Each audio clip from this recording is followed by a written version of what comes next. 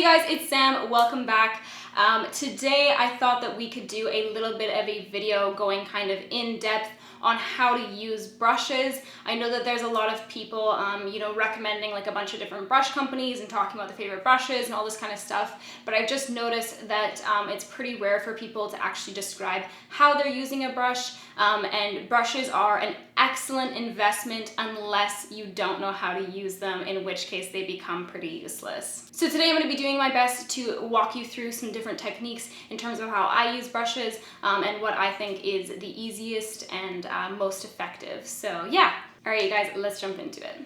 This is gonna be a long video. Okay, so let's start with foundation. Obviously there's a range of different kinds of foundation brushes. Obviously everyone has different likes and dislikes when it comes to different types of foundation brushes, but today I'm just gonna be talking to you about how to use your brush to get the best application. So the first thing that you wanna do, and this is something that I think a lot of people just kind of skip over because they don't really think about it, is to really work the product into your brush. And what I mean by that is to really spend some time actually packing that product into your brush, not just kind of dipping your brush in and going right onto your face. The reason we want to do that is because it loads it into the bristles and it actually works it a little bit further back into the brush. That way the product is deposited and then there's a little bit less product right on the very tip of the brush, so those bristles can go ahead and work out the product. That will leave your foundation being a lot less streaky. If that's something that you struggle with, which a lot of people do. The next thing is to always work in downward strokes. You never want to be stroking upwards with your brushes.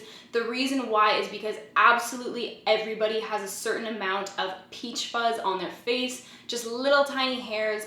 The only thing that doing your foundation upwards will accomplish is highlighting those little baby hairs, and most people just aren't really into that look. Sometimes you will see people doing kind of like a buffing technique where they're going in circular motions. That's fine, it works great with certain kinds of brushes, especially like the dome shaped brushes.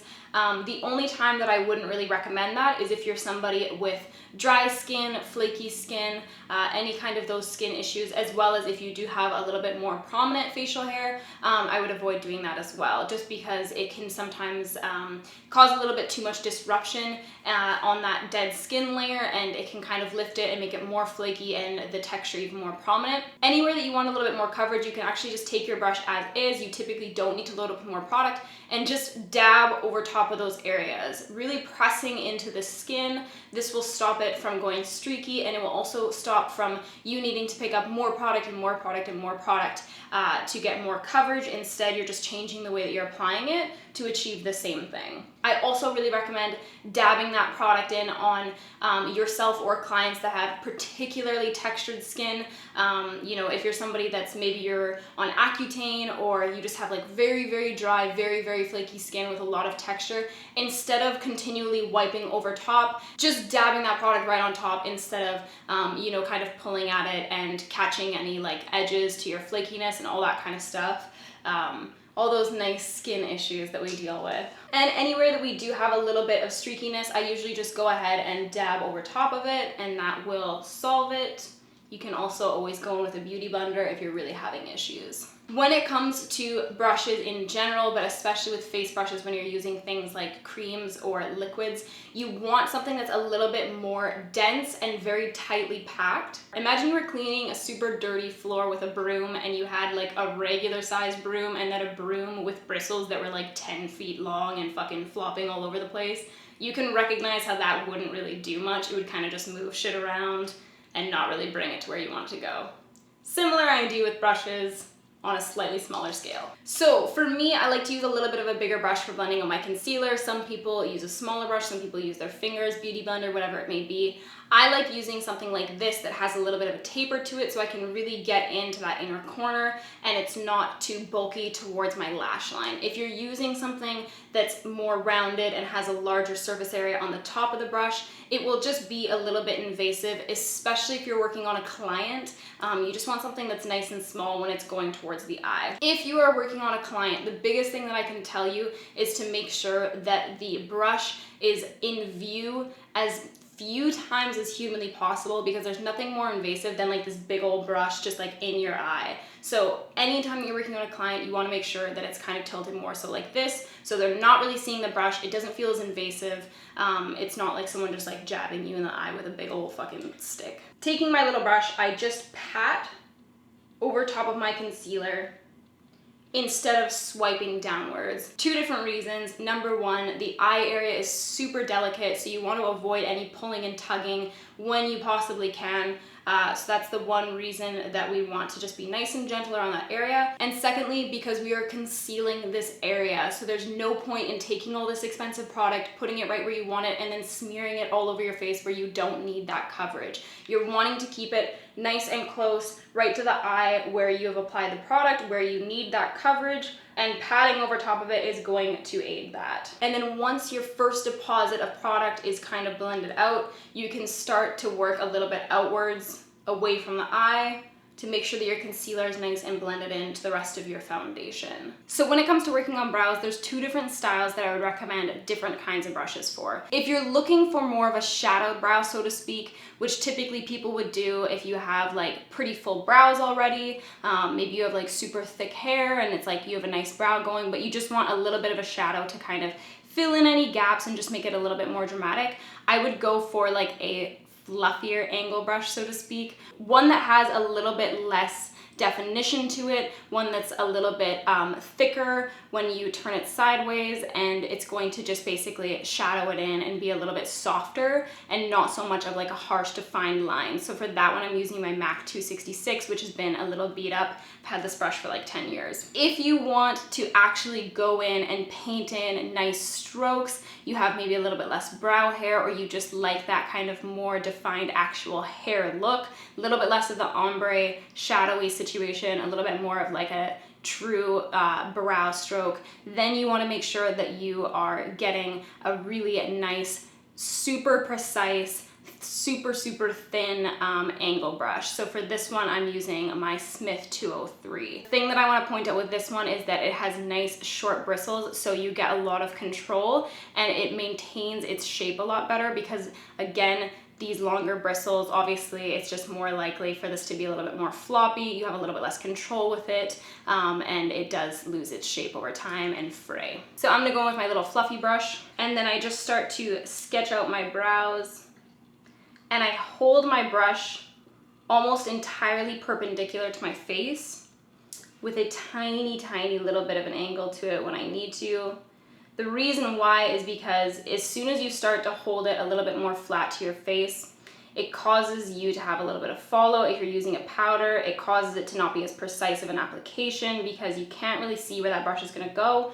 When I'm holding it almost perpendicular, I get to see a lot better right where the color is gonna be deposited, and then it lets me go in and shade in that color. When I'm doing my brows with this kind of like fluffy ombre style, I like to apply where I need the most product and definition first. So I'll pick up the product on my brush, go right into the tail, because I know that that's where I'm lacking that fullness and I need that definition. And then once I have less product on my brush, I start working towards the front of my brows, and I'll kind of just basically flick upwards using the entirety of the edge of that brush to almost shade it in. And then that's where I go in with my spoolie, and I just brush through and get rid of any of that excess product.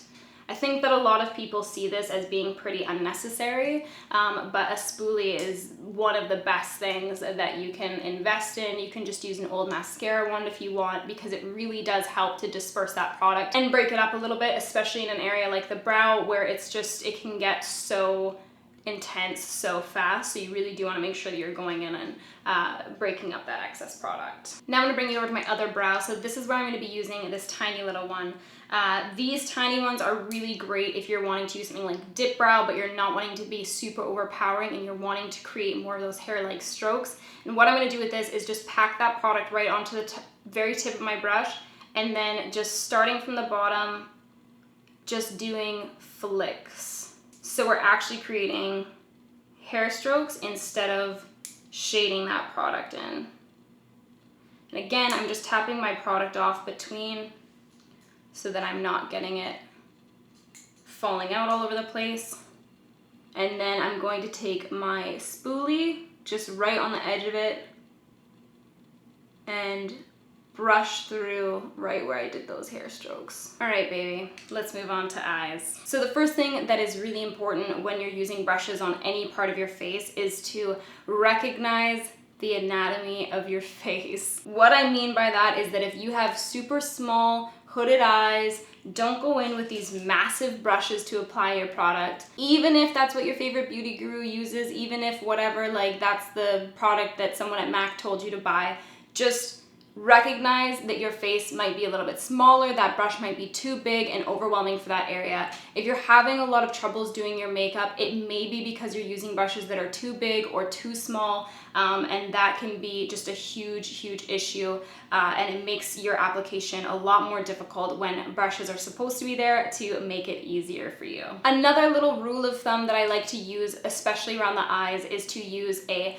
smaller brush for application and a larger brush for blending out. If you're trying to do a nice precise cut crease, obviously going in with a big brush like this is going to make that very difficult. It's going to make it really muddy and overwhelming, and it's not going to create this nice gradient that you are looking for. I'm going to be using the Violet Voss Nicole Concilio palette. Thanks for sending this out, girl. Excited to try it. So the first thing that I'm going to do is start to shape out my look, and I'm going to be using a very light color for this. I'm not going to be going in with the darkest color and making it difficult on myself. So I'm going to be taking a medium-sized brush. This is a Smith 230 brush, and I'm going to go ahead and dip into just kind of like a light transition color. And I'm going to start to shape out a little bit of our look. So just going into that crease, and then I think let's go up here like this. Then let's say that we want to go in and do like a super nice, like intense cut crease. I'm going to take the smallest little brush. This is a Sigma LO4 detailed lip brush, and I'm going to start to sketch out where I want to put this product down. So when I'm working with these tiny little detailed brushes, I'm holding the brush almost completely perpendicular to my face. Again, this is going to avoid fallout, and it's also going to keep you from going somewhere that you don't want to go. If you have it more flat against your face, it will kind of cause the product to go just in a different area than you're expecting it to, because you have the product packed right onto the tip of the brush, and then you're kind of going in from the side. It's just not a good situation. So grabbing that product right on the very tip of the brush, and then you can always stabilize it with the side of your finger if you need to, because it can be a little bit tricky at first to have a steady hand when you're going almost perpendicular to your face. And I'm gonna take a little bit of this like right here, because I think that'll be kind of cool. Right when you're applying your product, you want to make sure that you are putting your brush down first where you want the most pigmentation. So let's say that you're going in with a nice black eyeshadow. You want to go in where you want it to be the darkest and the deepest. Like let's say that you're wanting a nice smoky V. Don't take your black and go right to the center of the crease or right into the inner corner. You want to eventually come over there once you have less product in your brush. Especially if you're wanting to create a nice little gradient like this, it's so much easier to just like start in the center and work towards those outer corners once you're ready and you have less product on your brush. Then what I'm going to do is grab a slightly larger brush to start blending this out. So I've applied my product with my small brush. Now I'm stepping up to a slightly bigger brush to blend. So this is the brush that I applied with. This is the brush that I'm going to start to blend with. And then I'm going to again put the brush where I want the most product first, and then working over once I have less on my brush. This is going to create that nice depth that you want. It's going to give you those nice faded gradients instead of just being a big blocky mess and getting all muddy when you don't want that. So I'm going to be using the last brush that I used to blend out, and I'm going to pick up my next color. Then you can see how this starts to create a nice diffused look. We start getting a little bit of that gradient going. When you're blending and you're wanting to create a nice sharp cut crease like this, the best thing that you can do is start to tip your brush upwards a little bit. You don't have to do it entirely, but it does really help to create that nice sharp line so you're not having to go in and clean it up later, especially when you're working on a client. Obviously, time is of the essence. So instead of having the brush laying down this way or even going perpendicular, you can start to go like this and tilt the brush downwards towards the crease, so your bristles are actually creating a nice sharp edge for you, and then you're kind of diffusing and blowing out the color with the edge of the brush there. Now again, I'm going to use a slightly bigger brush to blend out, so this is the brush we applied with, this is the brush I'm going to blend out with. And just going in there and really blending those edges. And then since this is the brush that I last blended with, I'm going to pick up my next color with this. And again, I'm getting lighter and lighter and lighter with my colors every single time. Picking this up and then adding it, starting to blend out. And then if there's anything that you feel like you need to go back with, you can skip back to some smaller brushes and go ahead and blend more precisely. Basically, you're just not wanting to jump right in with the largest brushes. You're wanting to make sure that you're using the brushes that are actually the best for that job. So you can see now we have this nice kind of definition, and we didn't have to go in with any type of like gel eyeliner or anything difficult like that. We were able to create this nice sharp definition, and we haven't cleaned anything up yet, so this is kind of what we're getting just with using our brushes properly. So now we can go ahead and really clean this up if we are wanting to. Again, I'm going to be taking a small little brush for this. We're doing a nice detailed look. We're not doing a nice like smoky blown out look. So when we're doing detailed looks, we want to go in with those tiny little brushes to make sure that we're not applying way too much product, making it messy, having to go back and forth and do things over and over again. So I'm just picking up product right on the very edge of my brush. So I'm not worrying about packing it all the way down. I'm just packing it right on that very, very tip, tapping off the excess, and then laying the brush almost completely flat to my face. So in other times where we would normally be perpendicular, here we are going to hold the brush flat to our face because we're actually going to be using that product and the very edge of that brush to carve out our look.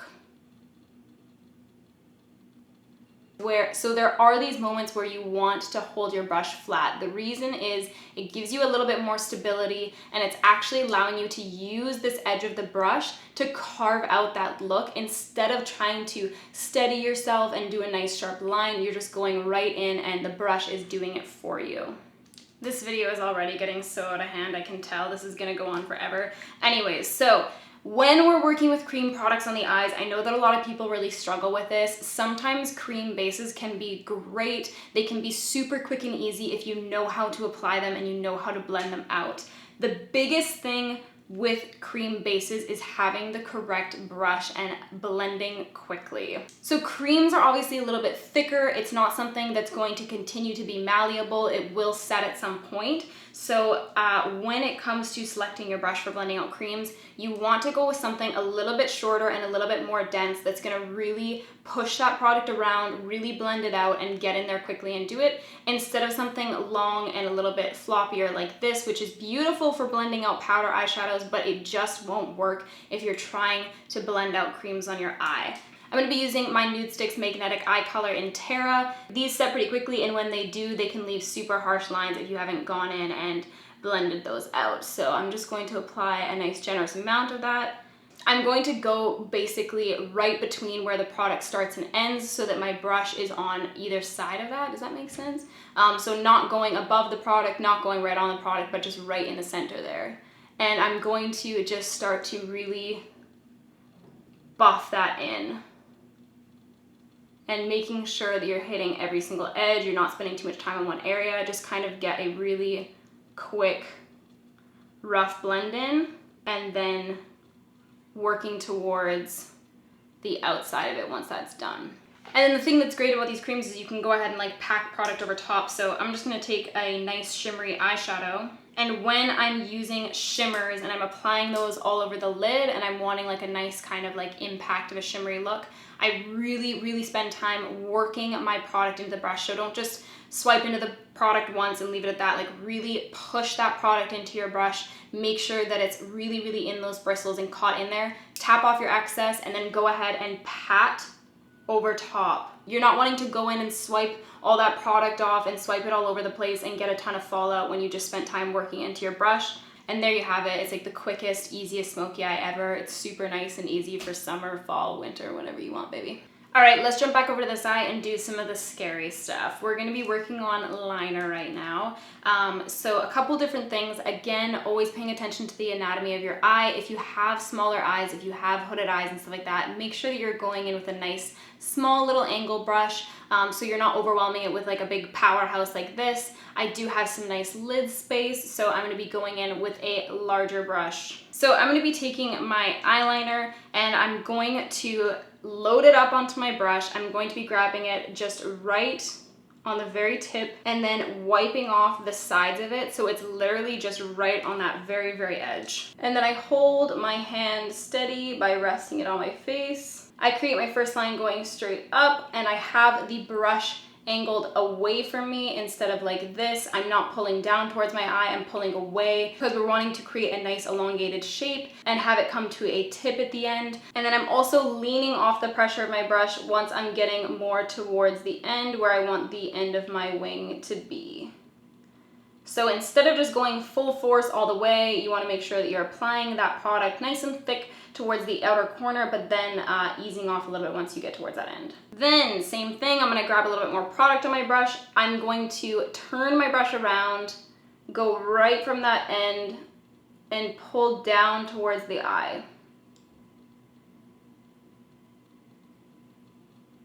Then what I like to do is really make that wing shape what I want it to be. So I hold the brush almost completely flat to my face. What this is gonna do is instead of you having to, again, try and like hold your hand and have it all shaky and be trying to make this nice perfect point, you're holding it right flat against your face. You have a ton of support there, and then the edge of the brush is going to create that nice perfect sharp line for you. So at this time when I'm going in to correct my wing, I can pick up the product on the edge of my brush. So instead of going right in like that, I'm picking it up on the very edge, still wiping off that excess, and then almost flat to my face, I am just letting that brush do the work for me. And then I can also pull down and fill in that wing doing that as well. And then if you feel comfortable, if you have quite a bit of lid space, you can go in and finish the rest of your eyeliner with your angle eyeliner brush, or you can go ahead and use your little precise eyeliner brush. When you're looking for a precise eyeliner brush, you want to make sure that you are getting something that's a little bit shorter and not so long and floppy. Same idea as everything else we've been talking about. Anytime that you have super long bristles, you have a lot less control. So we can just load that product up right along the entirety of that brush. And then what I'm going to do is lay it again flat to my face. I'm just going to line all the way across. And that will create a nice smooth line for you.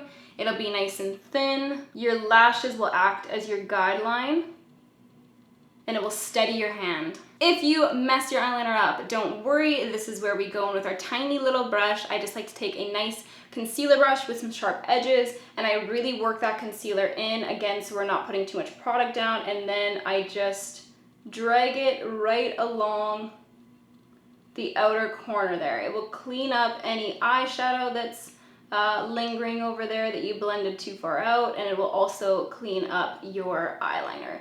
You can also dip your brushes into makeup remover. You can dip them into lip balm if you're on the go, and all of that will clean up that wing and make it nice and sharp and clean for you. Same idea with underneath the eye. You can go ahead and apply any details with a smaller brush and then go ahead and blend out with a bigger brush. So there we go. That is our eye look.